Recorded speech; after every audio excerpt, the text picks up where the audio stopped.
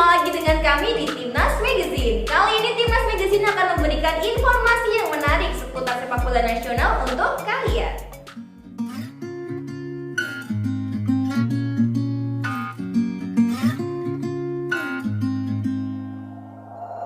We'll be driving down the state, yeah. Look around for the next. PSSI akhirnya merilis daftar 30 pemain timnas Indonesia yang dibawa pelatih Sintayong ke Piala AFF 2020. Nama-nama yang dipanggil merupakan kombinasi pemain muda dan senior. Sintayong juga memasukkan 2 pemain yang berkarir di Eropa, seperti Elkan Bagot, Egy Maulana Fikri, dan Witan Sulaiman ke timnas Indonesia untuk Piala AFF.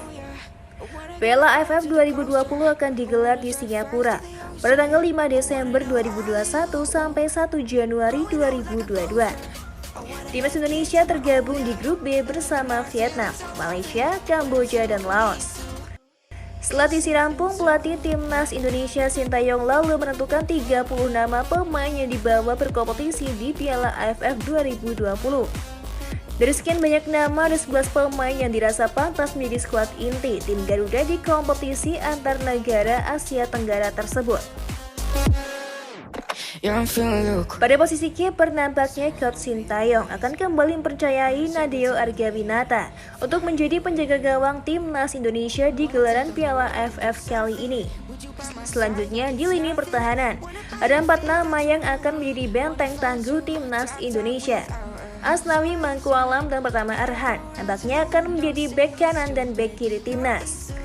Serta duet pemain tangguh Elkan Bagot dan Victor Igbonevo akan menjadi bek tengah.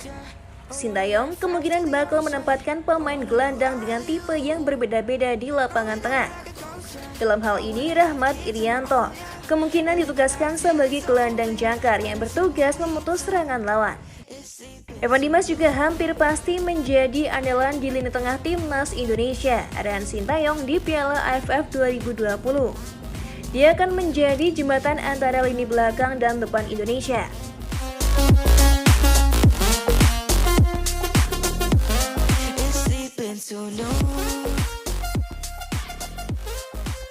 Dan menit di depan timnas Indonesia akan diisi oleh pemain andalan Coach Sintayong, yakni Egy Maulana Fikri, Witan Sulaiman, Ezra Walian, dan Dedik Setiawan. Penampilan gemilang Egy Maulana Fikri bersama Ifke Senika dan skillnya akan dibutuhkan jika timnas Indonesia mengalami situasi deadlock. Witan Sulaiman juga akan menjadi pemain serang yang baik untuk timnas Indonesia. Serta Ezra Walian dan Dedik Setiawan akan menjadi juru gedor gol timnas Indonesia.